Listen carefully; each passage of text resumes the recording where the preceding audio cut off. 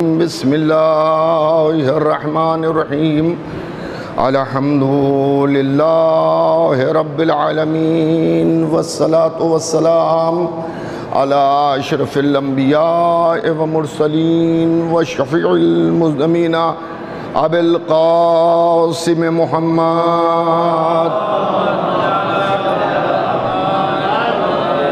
وآل بیتہ الطیبین الطاہرین المعصومین المظلومین من یومنا ھذا الی قیام یوم الدین اما بعد فقد قال رسول اللہ صلی اللہ علیہ وآلہ وسلم ذکر علی عبادہ صلوات بھیجیے گا محمد و آل محمد پر۔ حضرات، پہلے تو میں اپنی طرف سے اور آپ سبھی عزاداروں کی طرف سے امام ولی عصر علیہ السلام کی بارگاہ میں پرسہ پیش کرتا ہوں اور تمام محبان امام حسین کی خدمت میں پرسہ پیش کرتا ہوں۔ عزیزان گرامی، وہ راتیں آ گئیں کہ جن راتوں میں اور دنوں میں ہم غم امام حسین میں مصروف عزا رہتے ہیں، اور یہی عزاداری ہماری پہچان ہے، ہماری شناخت ہے۔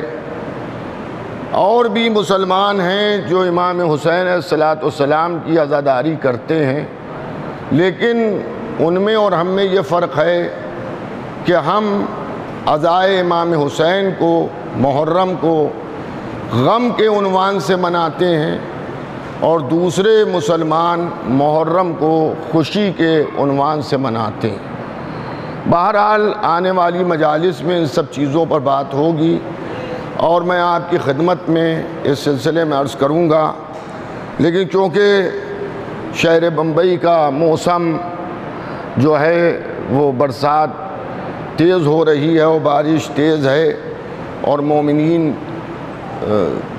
دور دراز سے آتے ہیں، ان کو آنے میں دشواری ہو رہی ہوگی، لیکن میں آپ کی خدمت میں ایک بات عرض کر دوں، اور وہ یہ کہ یہ موقع خصوصاً عشر اولی یہ بار بار نہیں آتا ہے۔ اگر ہم زندہ رہتے ہیں تو آئندہ سال پھر عشر اولی کرتے ہیں، اور جو لوگ ہم میں سے مر جاتے ہیں وہ پھر آغوش قبر میں امام حسین کا غم کرتے ہوں گے۔ تو ہمیں کسی موسم کا ہمارے اوپر اثر نہیں ہونا چاہیے ہے، اور الحمدللہ نہ آپ حضرات پر کوئی موسم اثر کرتا ہے۔ آج اس پہلی مجلس میں بھی آپ حضرات تشریف لائے، انشاءاللہ آئندہ مجالس میں بھی آپ تشریف لائیں گے۔ اور میں یہ بھی بات عرض کر دوں، میں نے ابھی 2 مجلسیں اسی شہر میں پڑھیں، ایک میرا روڈ پر کرلا میں، ان دونوں مجلسوں میں بھی میں نے ایک بات عرض کی جو میں یہاں بھی عرض کرنا چاہتا ہوں کہ آج کل یوٹیوب کا زمانہ ہے، اسلامک چینل ہیں، اور اس کے اوپر مجالس لائیو آپ حضرات دیکھتے ہیں۔ میں اتنا ضرور عرض کروں گا کہ خدا ان بچوں کو سلامت رکھے کہ جو اس میں کام کرتے ہیں اور مومنین تک، دور دراز کے مومنین تک مجالس کو پہنچاتے ہیں۔ لیکن ان حضرات کے لیے میری گزارش ہے کہ اللہ نے جنہیں صحت دی ہے اور جن میں تندرستی ہے اور جو عزاخانوں میں آ سکتے ہیں، تو وہ اپنے گھروں پر بیٹھ کر یوٹیوب چینلز پر یا مثلاً ٹیلی ویژن پر جو مجالس آتی ہیں ان کو گھر میں بیٹھ کے نہ سنیں، بلکہ عزاخانے میں آئیں اور فرش عزا پر بیٹھ کر مجلس کو سنیں۔ فرش عزا پر جب ہم بیٹھتے ہیں تو ہماری توجہات ذاکر کی طرف ہوتی ہے، اور ایک تہذیب مجلس ہے جسے ہم ملحوظ رکھتے ہیں۔ تو میں یہ سمجھتا ہوں جب تک کہ فرش عزا پر جگہ خالی رہے ہمیں فرش ازاں پر بیٹھنا چاہیے۔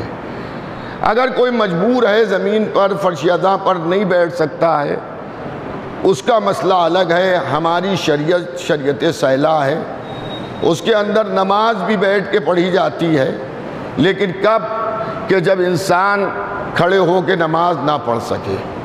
اسی طرح سے عزائے امام حسین میں اگر کوئی مجبوراً آ نہیں سکتا ہے، فرش ازاں پر بیٹھ نہیں سکتا ہے، تو اسے جس طرح سے سہولت ہو وہ مجلس امام حسین کو سنے، لیکن سنے ضرور۔ جس طرح سے نماز جو ہے وہ کبھی ساقط نہیں ہوتی ہے، حد یہ ہے کہ اگر بیٹھ کے اور لیٹ کے بھی نہیں پڑھ سکتے ہو تو اشاروں میں نماز پڑھ لو۔ اسی طرح سے غم حسین جب تک کہ سانس رہے غم حسین مناتے رہو اور حسین کا ماتم کرتے رہو۔ حضرات، آج کی اس پہلی مجلس میں ایک پیغام اور آپ حضرات کی خدمت میں پیش کرنا چاہتا ہوں۔ بہت دنوں سے، اور میں نے تو بچپنے سے اس طرح کی تحریکوں کو سنا اور اکثر اس طرح کی آوازیں بلند ہوتی رہیں، لیکن غم امام حسین پر کوئی فرق نہیں آیا۔ آج معاملہ یہ ہے کہ ممبر پر کیا پڑھا جائے، ممبر پر بیٹھ کے پڑھا کیا جائے۔ دیکھیے، میں یہ سمجھتا ہوں کہ یوں تو جب بھی نام مجلس پر کوئی ممبر پر آئے تو اسے ذکر آل محمد، فضائل آل محمد اور متاعن دشمنان آل محمد اور مصائب آل محمد پڑھنا چاہیے۔ لیکن اگر مجھ سے کوئی یہ پوچھے کہ صاحب عشر اولیٰ میں مجمع بہت ہوتا ہے تو اس مجمع میں کیا پڑھا جائے، تو میں یہ عرض کروں گا کہ عشر اولیٰ میں فقط اور فقط ذکر محمد و آل محمد ہونا چاہیے۔ ایک اور صلوات،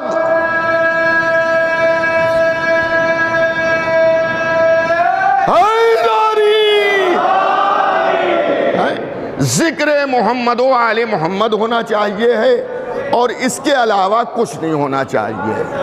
دیکھیے، میں بھی تبلیغات میں بھی میں کام کرتا ہوں۔ مثلاً میرے ادارے سے ایک رسالہ بھی نکلتا تھا، رک گیا تھا، پھر انشاءاللہ منظر عام پر آنے والا ہے۔ اس کے علاوہ میرے والد کا قائم کردہ مدرسہ حوض علمیہ جامع التبلیغ ہے۔ اس کے علاوہ مثلاً نماز بھی میں پڑھاتا ہوں، مجلس امام حسین بھی کرتا ہوں۔ مگر ایک بات میں یہ سوچتا ہوں کہ مولویوں کو بہت سے موقع ایسے ملتے ہیں کہ جس میں وہ قوم کو سدھار سکتے ہیں اور دین کی باتیں اسے بتا سکتے ہیں، دین کی باتیں اسے بتا سکتے ہیں۔ مثلاً میں نماز پڑھاتا ہوں، اس لیے میں کہہ رہا ہوں کہ اگر نماز جماعت کے بعد ہر پیش امام 2 مسئلے بیان کرے صرف، تو سال میں 365 دن ہوتے ہیں۔ چلیے تھوڑی بہت چھٹیاں ہو گئیں، کبھی بیمار ہو گئے پیش امام صاحب، یا مثلاً کوئی بارش بہت تیز ہو رہی ہے نہیں پہنچ پائے، تو ان چھٹیوں کو بھی اگر آپ ملا لیے تو سال میں ساری چھٹیاں ملا کے بھی 600 مسائل تک تو معاملہ پہنچے گا۔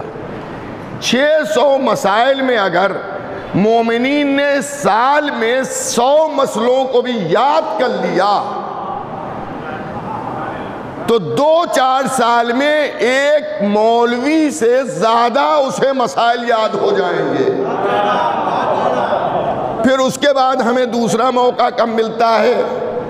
جب کسی کا نکاح ہوتا ہے، نکاح کے موقع پر بھی ہم مسائل دینیہ بیان کر سکتے ہیں۔ ٹھیک ہے، ہم نماز کے مسائل وہاں پہ نہ بیان کریں، لیکن جو موقع ہے اس موقع کے اعتبار سے اگر ہم مسائل بیان کر دیں کہ مثلاً اجوازی زندگی جو شروع کر رہے ہو تو اس میں تمہارے اوپر جو واجبات ہوں گے انہیں تم ادا کر رہے ہو، شرعی حکم کیا ہے۔ مثلاً جب ہم کسی عورت سے، لڑکی سے ہوں کرانے کے لیے جائیں تو اس کو کم از کم یہی بتا دیں کہ شوہر کی اطاعت واجب ہے، بغیر اس کے اجازت کے گھر سے باہر نکلنا حرام ہے، اور بغیر اس کی اجازت کے مثلاً اس کے مال کو خرچ کرنا صحیح نہیں ہے، تو بہت سے ہماری پرسنل زندگی کے معاملات نکاح کے وقت بھی دولہا دلہن کو بتائے جا سکتے ہیں۔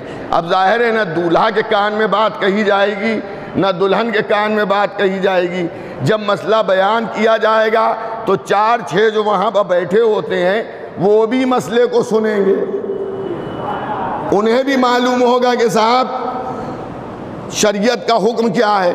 اس کے بعد پھر موقع کب آتا ہے کہ جب انسان مرتا ہے بغیر نماز جنازہ کے تو کوئی دفن نہیں ہوتا ہے، اور ہمارے ہاں رواج بھی یہ ہے کہ نماز کے ساتھ ساتھ مجلس امام حسین بھی ہوتی ہے، تو اس موقع پر بھی کم از کم دین کے مسائل، اور اس موقع پر ہر آدمی موت کے تصور میں ہوتا ہے تو اس کے دل پر آپ کا کہا جو ہے وہ اثر بھی کرے گا، جو آپ کہیں گے ہم کہیں گے اس کا اثر بھی ہوگا۔ ہم بتائیں کہ ہر ایک کو مرنا ہے، جھوٹ نہیں بولنا چاہیے ہے، کسی کا مال نہیں کھانا چاہیے ہے، کسی کو گالی نہیں دینا چاہیے ہے، گھر میں ماں باپ کی عزت کرنا چاہیے ہے، ہمیں بھی اسی طرح سے ایک دن مرنا ہے، تو ایک موقع یہ بھی ہے۔ پھر صاحب ایک موقع اور آتا ہے ہفتے میں ایک دن، جمعے کا موقع۔ جمعے کا موقع جو ہے اس میں بھی کثیر تعداد میں مومنین جاتے ہیں اور نماز جمعہ میں شرکت کرتے ہیں، اور الحمدللہ اب ہمارے ہاں مالی حالات صحیح ہوئے ہیں تو بڑے شہروں میں کئی جمعے ہوتے ہیں، اور ہر جمعے کی جماعت میں کثیر تعداد میں مجمع ہوتا ہے۔ اس کے علاوہ جو قریے ہیں، چھوٹی آبادیاں ہیں، وہاں بھی جمعے ہوتے ہیں۔ اگر مستقل پیش امام نہیں ہے تو قریب کے شہر سے مدرسے سے پیش امام بلایا جاتا ہے، تو یہ موقع بھی بڑا اچھا ہے کہ جس میں 2 خطبوں میں کم از کم ایک خطبے میں تھوڑی دین کی بات کی جائے بجائے اپنی باتوں کو بیان کرنے کے، کچھ دین کی بات بیان کی جائے اور لوگوں کو دین سکھایا جائے۔ توجہ ہے یا نہیں ہے ہمیں؟ اس کے علاوہ مدارس ہیں اور مدارس قائم کیے جائیں، درس اخلاق کے کلاسز لگائے جائیں جس میں آپ یہ سب باتیں پڑھیے۔ لیکن میری سمجھ میں نہیں آتا کہ بچپنے سے لے کر ابھی تک، جبکہ اب یوٹیوب کا زمانہ ہے، اسلامک چینلوں کا زمانہ ہے، اسلامک کیبل ٹی وی کا زمانہ ہے، جس کے اندر حد یہ ہے کہ اب تو ماشاءاللہ اردو زبان کے کئی سیٹلائٹ چینل ہیں جس کے اوپر سال بھر لوگوں کو دین بتایا جاتا ہے، شریعت بتائی جاتی ہے، سب کچھ بتایا جاتا ہے۔ لیکن میرا سوال یہ ہے کہ سارا لوٹ محرم کے عشرے اولا پہ کیوں ڈال دیا گیا؟ لڑکی بے پردہ ہے، مجلسوں میں نہیں پڑھا جاتا، لڑکے داڑھی مڈا رہے ہیں، مجلسوں میں نہیں پڑھا جاتا، بے دین لڑکے ہو رہے ہیں، مجلسوں میں نہیں پڑھا جاتا۔ تو میاں یہ سب کام ہمارے نہیں ہیں، یہ خود گھر والوں کے کام ہیں کہ بچی کو پردے دار بنائے، بیٹے کو دیندار بنائے۔ ایک صلوات مل جل کے بھیجئے محمد و آل محمد۔ نہیں، اس سے بہتر صلوات بھیجئے گا محمد و آل محمد۔ آپ سمجھ رہے نہیں؟ جب آپ خالی وقت میں ادھر ادھر کی چیزیں سرچ کرتے ہیں، اس وقت آپ انٹرنیٹ موبائل کے ذریعے یوٹیوب کے اوپر بڑے بڑے علماء، واعظین، بزرگان دین سب کی تقریریں اور بڑے اچھے عالمانہ کلپس ہیں جس سے آپ بہت سی معلومات حاصل کر سکتے ہیں۔ لیکن میں یہ سمجھتا ہوں کہ صرف عشرے میں یہ پڑھنے کا جو مطالبہ لوگ کرتے ہیں انہیں شیطان گمراہ کر رہا ہے۔ اور وہ یہ چاہتے ہیں کہ یہ سب پڑھا جائے اور ذکر ولایت اہل بیت نہ کیا جائے، ذکر ولایت اہل بیت نہ کیا جائے۔ لیکن میرے والد نے آج سے تقریباً 40 سال پہلے مغل مسجد کے ایک خمسے میں مولانا مرزا محمد عالم صاحب علی اللہ مقامہ نے ایک جملہ کہا تھا، جب عشق عزائے امام حسین کے خلاف کچھ لوگ بول رہے تھے تو ام محترم خطیب اکبر مولانا مرزا محمد اطہر صاحب بھی مغل مسجد آئے ہوئے تھے، اور میں ایران جا رہا تھا تعلیم کے سلسلے میں، میرے والد بمبئی میں تھے، تو انہوں نے ام محترم مولانا مرزا محمد اطہر صاحب علی اللہ مقامہ سے ایک جملہ کہا کہ اطہر بھائی، میں نے مغل مسجد کے منبر سے یہ پڑھ دیا ہے کہ اگر، توجہ کیجئے گا، اگر دنیا میں نمک حرام ہے امام حسین کے تو ابھی نمک حلال بھی زندہ ہے۔ ایک اور صلوات بھیجئے گا محمد و آل محمد۔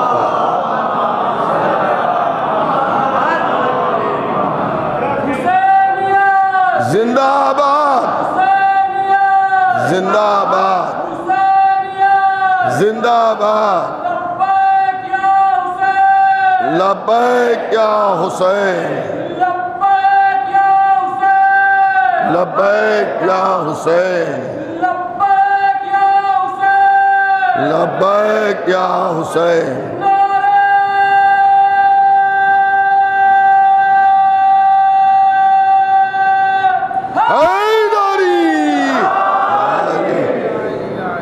آپ سمجھ رہے نہیں کہ عذاب ان لوگوں کو کھانے کو ملتا ہے، اس لیے یہ فضائل و مصائب پہ زور دیتے ہیں۔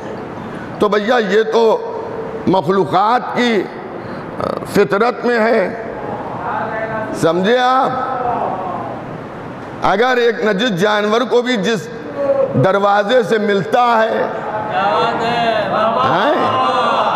تو اسی کے پیچھے پیچھے وہ بھی چلتا ہے۔ تو حقیقت تو یہ سبھی کو انہی کے در سے مل رہا ہے، کھا تو سبھی انہی کے در سے رہے ہیں، لیکن کچھ کھا کے بھولے جا رہے ہیں، اور کچھ کو احساس ہے کہ ہمارے اوپر ان کا ایک عظیم احسان ہے۔ بہرحال اچھی بات کی طرف بلانا بھی عبادت ہے۔ تو میں آپ کی خدمت میں گزارش کروں گا کہ جو اور مجالس منعقد ہو رہی ہیں، جیسے مغل مسجد میں برادر عزیز عالی جناب مولانا ڈاکٹر اعجاز اطہر صاحب 8 بجے منبر پر بیٹھ جاتے ہیں اور مجلس شروع ہو جاتی ہے، اور 9 بجے یا اس سے کچھ پہلے ختم ہو جاتی ہے۔ پھر اس سال سے انشاءاللہ اب یہ سلسلہ ہمیشہ جاری رہے گا۔ زینبیہ امام بارگاہ میں جہاں آپ تشریف رکھ رہے ہیں، یہاں ایک عشرہ منعقد کیا گیا ہے جو شب میں ٹھیک 8 بجے، ٹھیک 9 بجے شروع ہو جاتا ہے۔ ٹھیک 9 بجے زینبیہ امام بارگاہ میں ایک مجلس منعقد کی گئی عشرہ جو 9 بجے شروع ہوتی ہے اور 9:50 پر ختم ہو جاتی ہے۔ اس مجلس کو برادر بزرگ حجت الاسلام والمسلمین عالی جناب مولانا سید زاہد احمد رضوی صاحب قبلہ نجفی خطاب فرماتے ہیں۔ آپ حضرات سے گزارش ہے کہ اس مجلس میں بھی آپ تشریف لائیں اور ذکر امام حسین کو سماعت فرمائیں۔ پھر 10 بجے انجمن علمداریہ کی جانب سے جو عشرہ کئی سالوں سے یہاں پر منعقد ہے وہ منعقد ہوتا ہے، جس کی خدمت جناب زہرہ کی طرف سے میرے نام لکھی گئی ہے، اور میں اس مجلس کو آپ کے سامنے عرض کر رہا ہوں۔ بس گزارش یہ ہے کہ پابندی وقت کا خیال کریں گے تو انشاءاللہ آپ حضرات بھی محظوظ ہوں گے اور مجھے بھی کچھ پڑھنے میں اچھا لگے گا۔ اس لیے کہ جو موضوع میں لے کے آیا ہوں وہ موضوع ہے حضرت علی وارث انبیاء،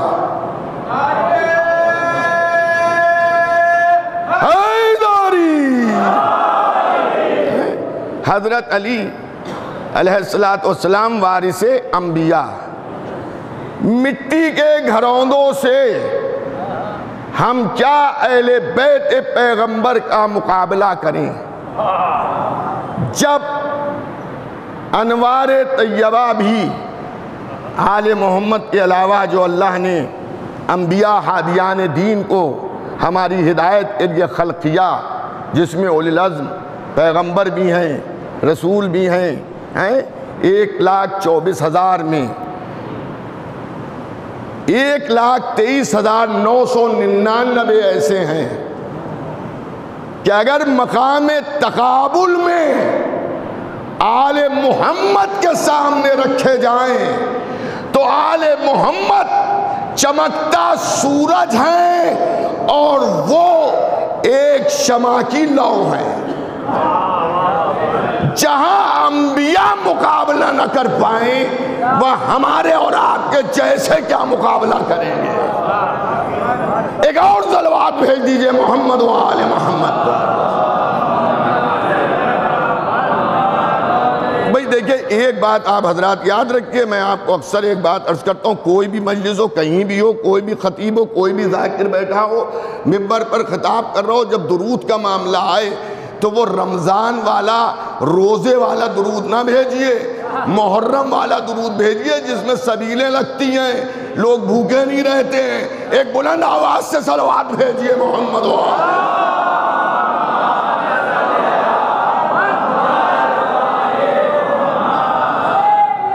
زندہ آباد، زندہ آباد، زندہ آباد،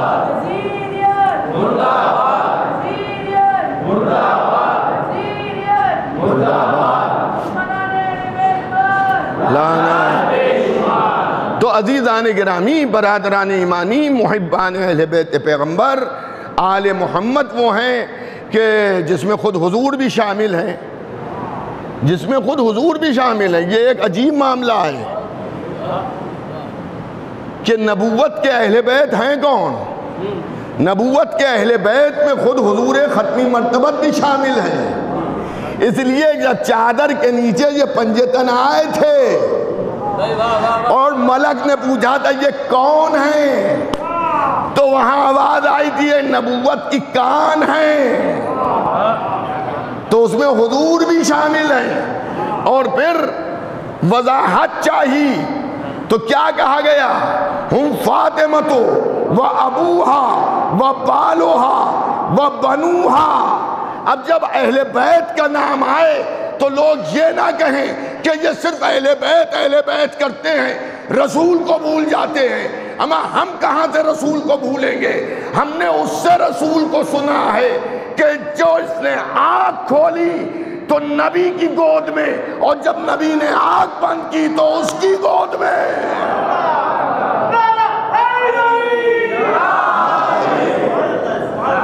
سمجھے آپ؟ یہ بھی ایک الزام لگتا ہے، یہ علی والے ہیں، یہ علی والے ہیں۔ اور یہ عجیب مصیبت آ گئی ہے کہ اگر کوئی فضائل پڑھنے لگے تو اس کو لوگ پتہ نہیں کون کون سے ٹائٹل دینے لگتے ہیں۔ سمجھ گیا؟ جبکہ فضائل پڑھنے والا آپ ہی کی طرح سے وہ بھی شیعہ ہے، اور آپ ہی کی طرح سے وہ بھی محب اہل بیت ہے، اور وہ بھی فقہ آل محمد کے مطابق عمل کرتا ہے۔ میں ایک بات کہتا ہوں، دیکھیے اگر گمراہ سے گمراہ بھی کسی شیعہ کو آپ دیکھیے، مسجد میں زیادہ نہیں دکھتا، امام بارگاہوں میں زیادہ نہیں آتا ہے، مگر شیعہ جب وہ کسی فقہ کے مطابق عمل کرے گا، مثلا نماز کبھی پڑھے گا، عید بقرعید میں آ کے پڑھ رہا ہے تو پڑھے گا فقہ آل محمد کے مطابق۔ اب جب اس کا نکاح ہوگا تو وہاں کلمہ نہیں پڑھا جائے گا، وہاں ان کہتو قبل تو جو فقہ آل محمد کے مطابق ہے، خدا نہ کرے اگر اس کی طلاق کی نوبت آ گئی تو طلاق طلاق طلاق طلاق کر کے نہیں ہو جائے گی. سمجھ رہے ہیں؟ جو فقہ آل محمد کا حکم ہے اس اعتبار سے طلاق ہوگی. جب وہ مرے گا تو اسے فقہ آل محمد کے اعتبار سے غسل دیا جائے گا، اسے کفن فقہ آل محمد کے اعتبار سے پہنایا جائے گا، اور اس کے بعد اسے جب قبر میں لٹالا جائے گا تو اس کا نام اس کے باپ کے نام کے ساتھ لے کر اس کے بازو کو ہلایا جائے گا، اور خالی یہ نہیں کہا جائے گا کہ سن، نہیں، سننے کے ساتھ سمجھ بھی. ہائے ہائے، میں کیا عرض کر رہا ہوں، سن اور سمجھ ایک غلط فہمی کا ازالہ ہو جائے. عام طور سے کبھی کبھی لوگ یہ پوچھتے ہیں، مولانا دنیا میں تو باپ کے نام سے پکارا جاتا ہے، فلاں ابن فلاں، مرنے کے بعد سنتے ہیں کہ ماں کے نام سے پکارا جائے گا. یہ غلط فہمی آج کی نہیں ہے، بہت پرانی ہے. چھٹے امام امام جعفر صادق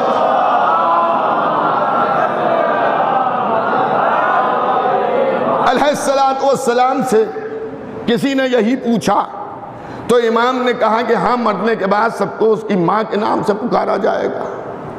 اور تھوڑی دیر تحمل کیا اور پھر ارشاد فرمایا کہ سب کو ان کی ماں کے نام سے پکارا جائے گا، لیکن میرے چاہنے والوں کو ان کے باپ کے نام سے پکارا جائے گا.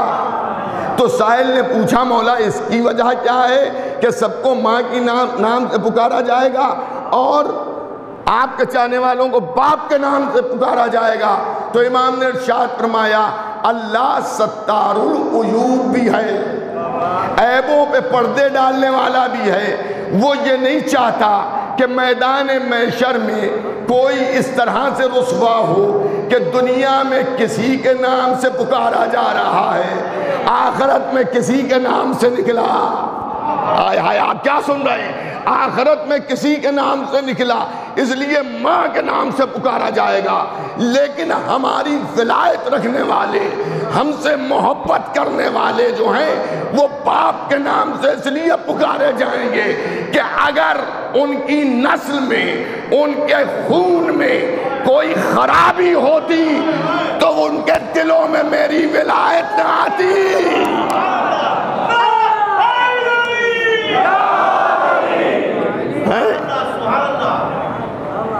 تو یہ نعرہ لگا کے اور یہ خوش ہو کے، یہ سبحان اللہ کہہ کے، یہ واہ واہ کر کے، عزیزان گرامی، یہ آپ ان پر احسان نہیں کر رہے ہیں، ان کا احسان آپ پر ہے.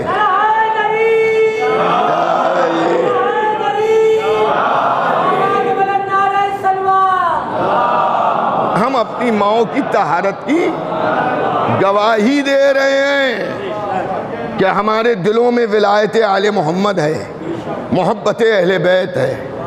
تو اس کو وہی سبق سنایا جاتا ہے. کون سا سبق؟ جو ہمارے یہاں مجلسوں میں آپ کو سنایا جاتا ہے. عقائد سنائے جاتے ہیں، عقائد سنائے جاتے ہیں. ایک بار مردے کا کاندھا ہلا کے، اب جیسا بھی ہو، دیندار ہو بے دین ہو، جب وہ مرا تو اس کو سبق سنایا گیا. پھر جب قبر ڈھانک دی گئی، پٹھرے لگ گئے اور مٹی ڈل گئی اور سب چلے گئے اور سناٹا ہو گیا، پھر قبر کے سرانے کوئی بیٹھا ہوا وہی سبق پھر سنا رہا ہے. آئے ہائے، اب تو عقل کے اندھے سمجھ جائیں، یہ جو اندر لیٹا ہے یہ معصوم نہیں ہے، یہ سلمان و ابو ذر جیسا نہیں ہے، یہ شہدائے کربلا کا جیسا نہیں ہے. ضروری نہیں ہے کہ نسل حضور ختمی مرتبہ میں سے ہو، امتی ہے، محب اہل بیت ہے. وہاں تو سمجھ میں آ رہا ہے کہ مردے کے سامنے بیٹھے ہوئے 1-2 فٹ دوری سے ہم جو ہیں وہ اس کا کاندھا ہلا کر اسے سبق سنا رہے ہیں اور کہہ رہے ہیں سن اور سمجھ. سن اور سمجھ، توجہ کیجئے گا، اب قبر ڈھک گئی، منو مٹی کے اندر دب گیا، لیکن اب بھی کہا جا رہا ہے سن اور سمجھ۔ میں کہوں گا یہ کیا کر رہے ہو؟ منو مٹی کے اندر اگر زندہ کو بٹھال دیا جائے تو وہ سن اور سمجھ اس سے کہنا بیکار ہے، ہماری آواز پہنچی نہیں رہی ہے۔ تو اس کا مطلب یہ ہے کہ ولایت اہل بیت کا مرنے کے بعد پہلا معجزہ یہ دکھایا جاتا ہے کہ مر چکا ہے، منو مٹی میں دبا ہے، مگر سن بھی رہا ہے، سمجھ بھی رہا ہے۔ ارے آپ کیا سن رہے ہیں؟ سن بھی رہا ہے، سمجھ بھی رہا ہے۔ جب علی کا چاہنے والا قبر میں سن رہا ہے تو علی نجف میں کیوں نہ سنیں گے؟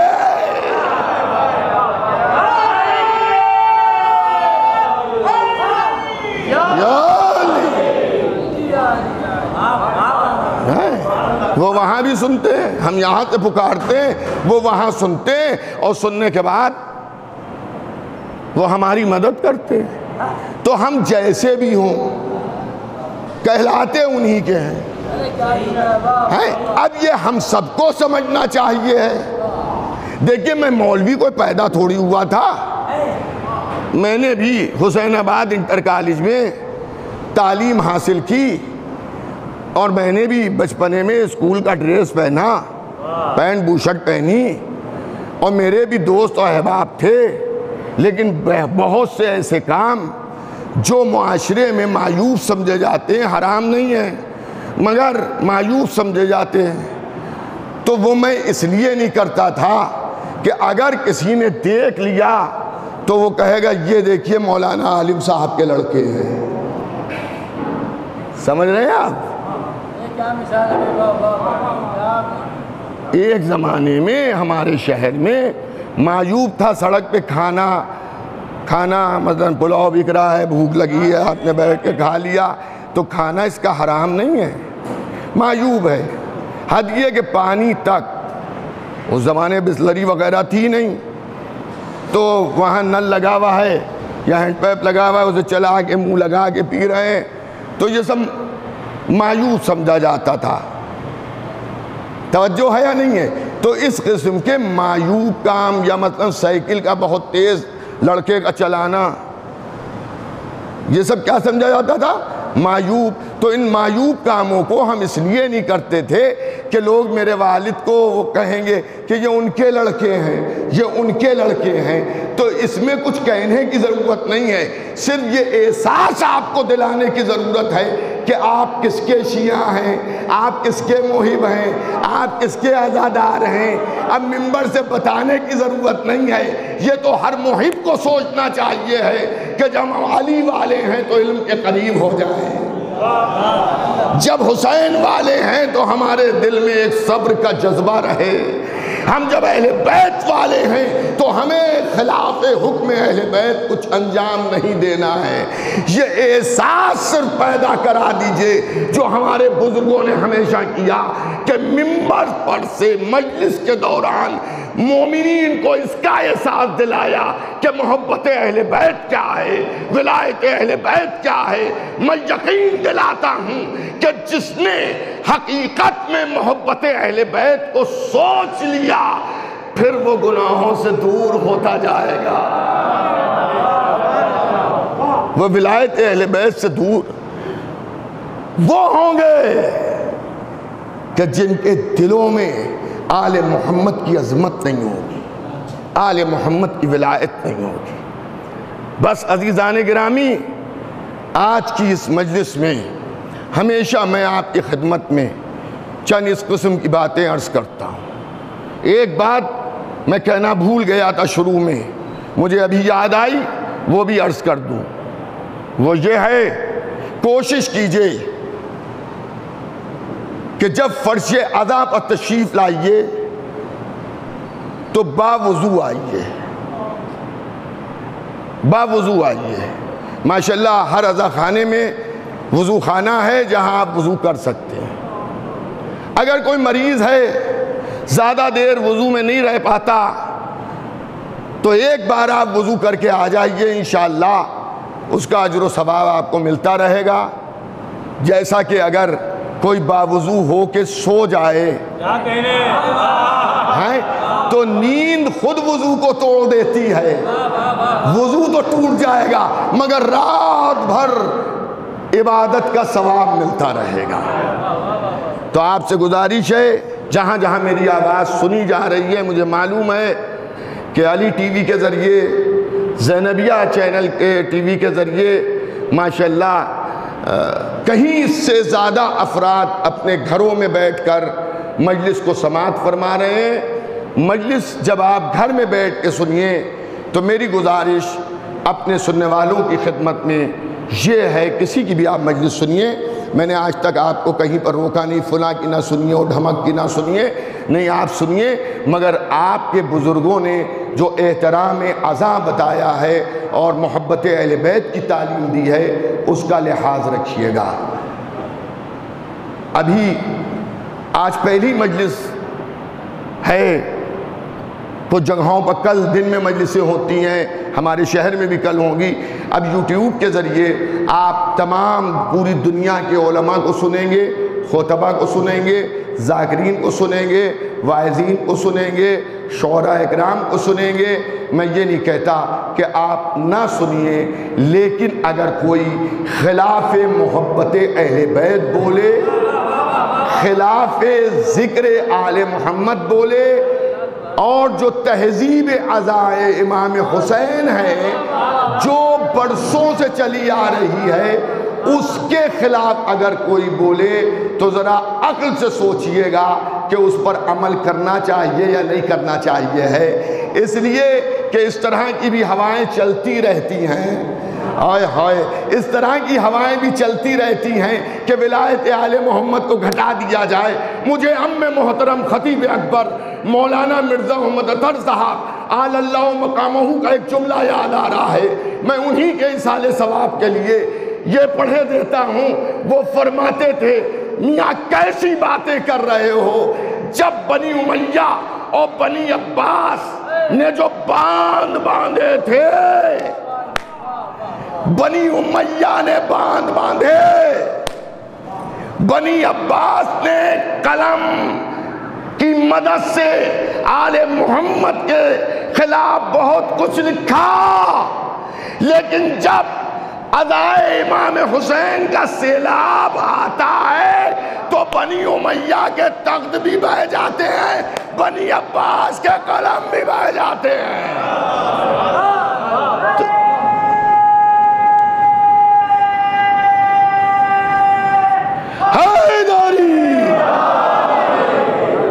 کسی کا کچھ رہ نہیں پاتا ہے تو ذکر آل محمد تو رہے گا، خطیب بدلتے رہیں گے، شاعر بدلتے رہیں گے، فرش ادا پر بیٹھنے والے مومنین بدلتے رہیں گے، مگر ذکر اہل بیت رہے گا۔ تو میں گزارش کروں گا جو لوگ گھر میں سنتے ہیں ضعیفی کی وجہ سے یا کسی بیماری کی وجہ سے یا دور و دراز رہنے کی وجہ سے، تو میں ان سے عرض کروں گا کہ گھر میں جب مجلس سنیے تو احتراماً ایک فرش ادا بچھائیے، سمجھ گئے آپ؟ چھوٹا سا گھر ہے، آپ جتنا بڑے بھی فرش ادا بچھائیے، اور اس فرش ادا پر مجلس کو ایسے سنیے بیٹھ کر کہ جیسے ادا خانے میں جا کر آپ خطیب کو سنتے ہیں۔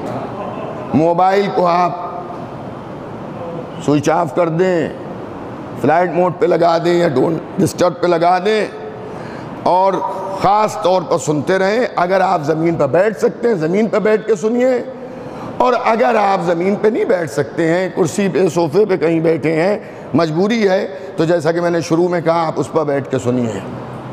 اور جب ذاکر خطیب عالم مصائب شروع کرے تو اگر ایک تو روئیے امام حسین پر، اور اگر رونا نہیں آ رہا ہے تو رونے والے کی صورت بنا لیجئے گا، سمجھ رہے ہیں آپ؟ رونے والے کی صورت بنا لیجئے گا، یعنی سر کو جھکا لیا، منہ پہ رومال رکھ لیا،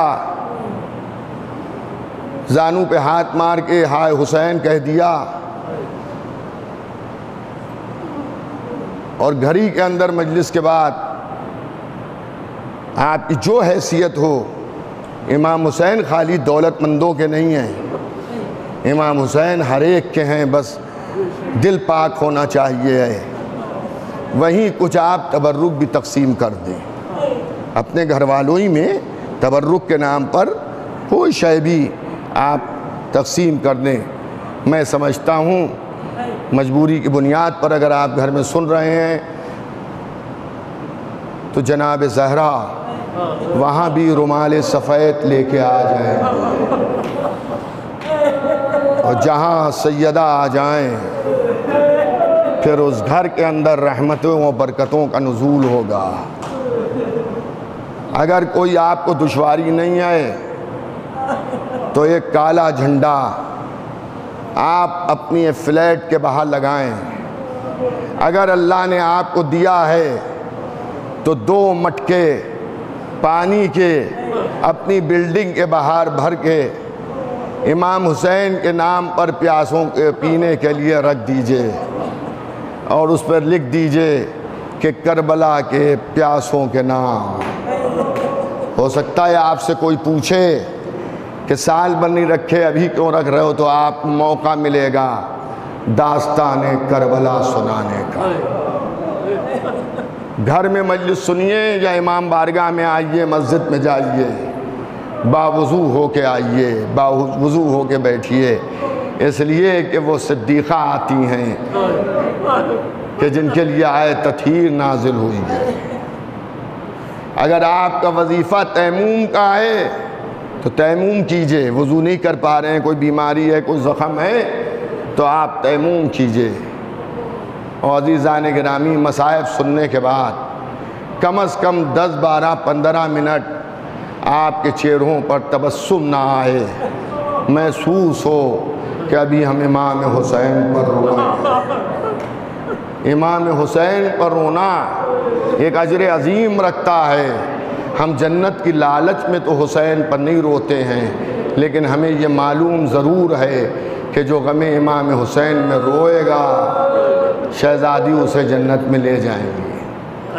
میں کسی کی مخالفت میں نہیں پڑھ رہا ہوں، لیکن ایک کلپ میں نے سنی، ایک اپنے دوستی کی سنی کلپ، اس میں غالباً پہلی محرم کی شب پہلی محرم کے نماز بیان کی گئی تھی، اور اس میں انہوں نے کسی معصوم سے مروی ہوگی، انہیں دیکھی ہوگی، بیان کر رہے تھے کہ اگر کوئی اس نماز کو پڑھے گا،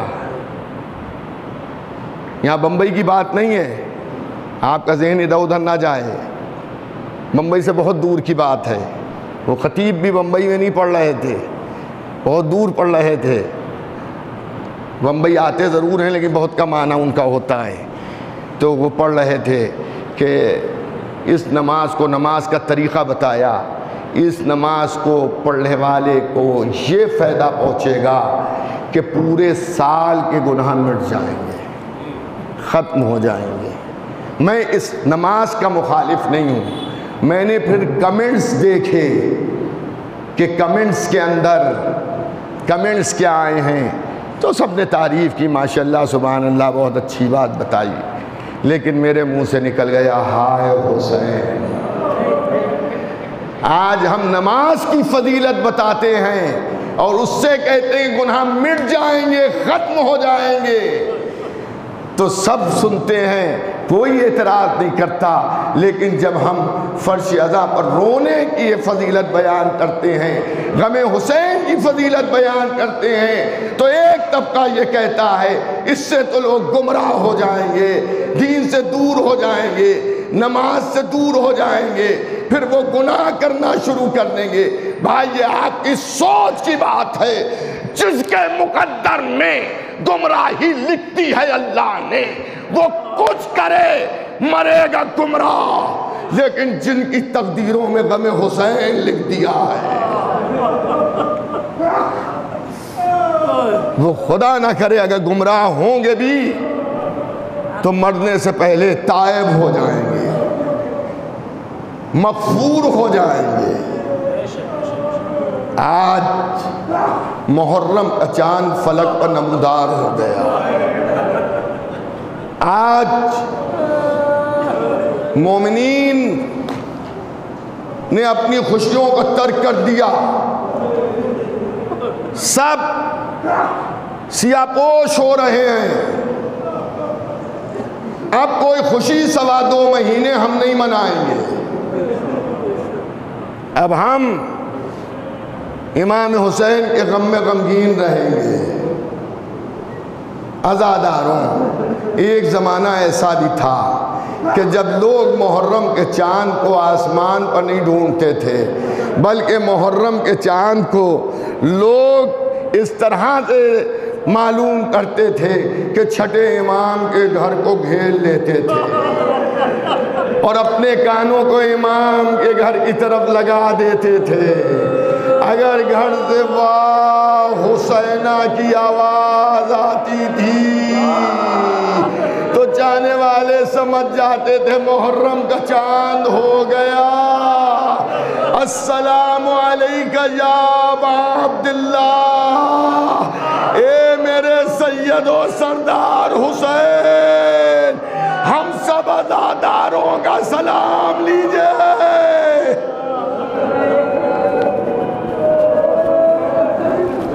اب جو لوگ سبیلوں میں بیٹھ کر یا گھروں میں بیٹھ کر مجلس سن رہے ہیں، ابھی تک جیسے بھی آپ نے سنی آپ کا اختیار ہے، لیکن اب وہ ٹوٹی پسلیوں والی ماں عزا خانوں میں آنے والی ہے کہ جس نے کہا میرے لال، جہاں پر تمہارا ذکر شہادت ہوگا فاطمہ رومال سفید لے کے آ جائیں گی۔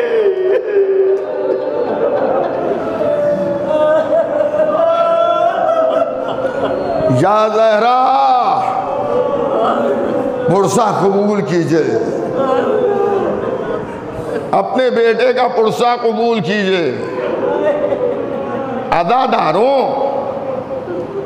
ہر امام کے زمانے میں عزا امام حسین ہوئی اور مومنین نے امام حسین کی عزاداری کی۔ اگر آپ 8ویں امام کا زمانہ دیکھیں تو وہاں بھی امام کی خدمت میں شاعر آ کر امام حسین کا مرثیہ پڑھ رہا ہے، امام حسین کا مرثیہ پڑھ رہا ہے۔ الحمدللہ ابھی بھی مرثیے کی عزاداری بھی باقی ہے۔ ہمارے شہر لکھنؤ میں امام بارگاہ امام باڑے ناظم صاحب میں اہل بیت کی پسندیدہ ذاکری کے عنوان سے روز 12 بجے دن کو مجلس عزا ہوتی ہے، جس میں مرثیہ خان حضرات مرثیہ پڑھتے ہیں اور مومنین آ کے مرثیے کو سنتے ہیں۔ بس اب مجلس ختم ہو رہی ہے، وہاں بھی جو لوگ لکھنؤ میں سن رہے ہیں ان سے بھی گزارش ہے کہ اس میں شرکت فرمائیں۔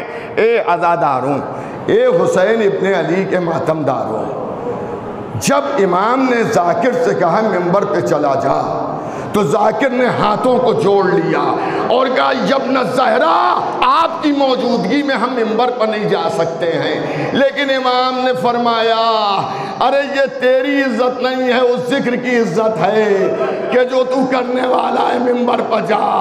جانے والا ممبر پر چلا گیا، خواتین کے لیے پردے کا انتظام ہو گیا، مرثیہ پڑھنے والا مرثیہ پڑھ رہا ہے، امام گریہ فرما رہے ہیں، خاندان عصمت و طہارت کے افراد رو رہے ہیں، 7 اماموں کا ذکر ارے پڑھنے والے نے کیا تو امام نے کہا کیا میرے بھی 2 مصرے اپنے کلام میں داخل کر لے گا؟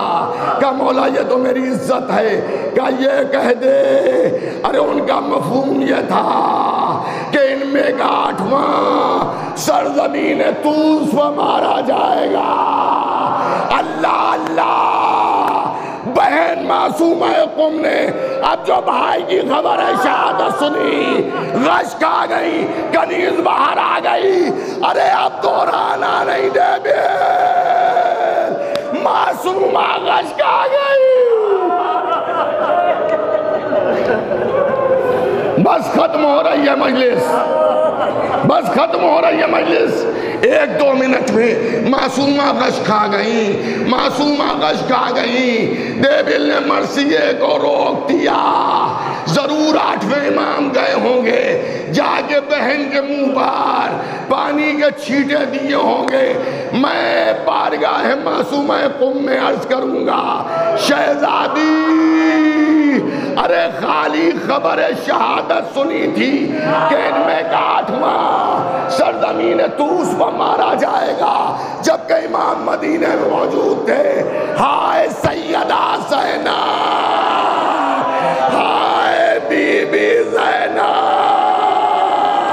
جو مقتل میں آواز سن رہی ہے، الا قتل الحسین بکربلا، الا ذبح الحسین بکربلا، ارے بی بی کبھی بلندی پر ہیں، کبھی خیموں میں جا رہی ہیں، لیجے تھوڑی دیر میں خیموں میں آگ لگ گئی، ارے شعلے بڑھ گئے، بچے چھوٹے چھوٹے اس سورج سے نکلے کہ لباس جل رہے ہیں، ارے سینے پر سونے والی کہہ رہی ہے ہائے بابا، ہائے بابا، زینب پنجوں کے پھیل کھڑے ہو کے کہہ رہی ہیں عباس،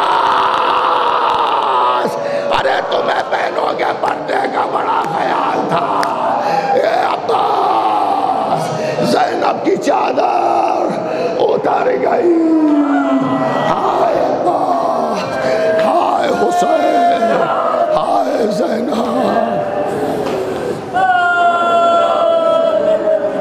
لعنت اللہ علی القوم الظالمین، ماتم حسین۔